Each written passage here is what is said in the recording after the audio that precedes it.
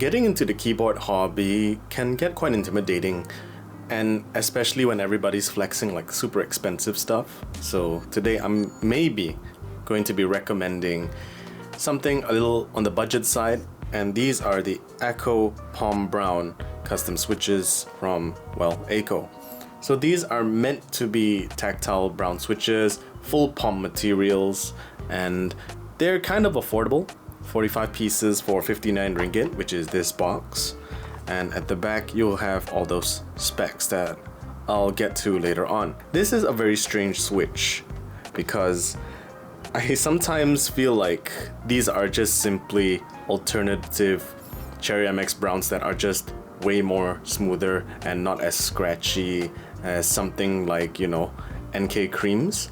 But yeah, these are actually pretty smooth. You can see that it's in full brown housing with 2 pins and a 13.3mm stem with an 18mm spring inside. Yeah, it kind of looks like a piece of chocolate, but yeah, you can only eat one of them. Ah shit. You can only eat one of them. And I'd say that these are a pretty good option for people who are looking for something that's alternative to MX Browns. But personally, I still think that these are pretty good, yes, and they sound pretty good too. So I actually would just want to put this in a sound test and get things moving.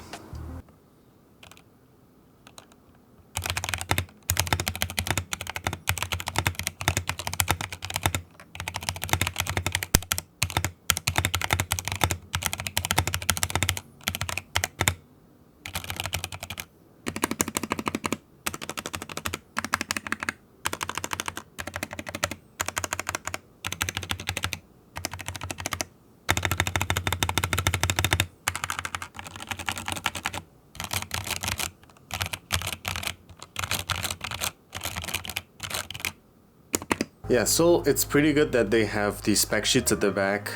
40 grams of operating force up to a total tactile force of 50 grams. Tactile position of 1mm from the center of the switch.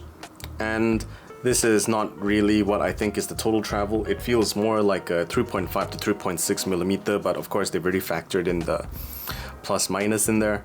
And yeah, even from just looking at this spec sheet, it's exactly like any other brown switch out there, and even their clones.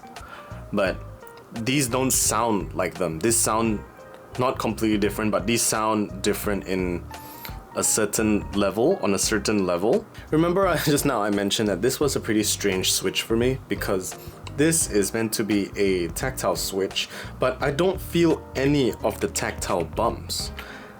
If not, they're just really extremely light. However, but when you're typing, it definitely feels way more consistent and way smoother than any MX Browns that I've ever used.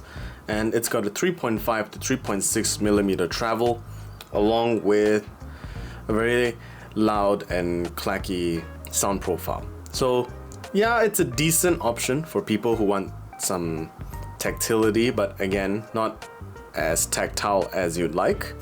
And when you're typing off center, there is a little scratchy sound, which is typical here.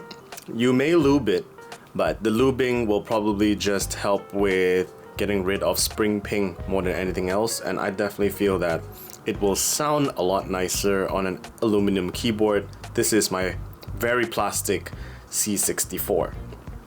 But for 59 ringgit for 45 pieces, it's a really decent start, and if you're Brown fans, this is a pretty not so bad choice after all. Thank you guys for watching. I'm Zen the Geek. I'll see you guys in the next video.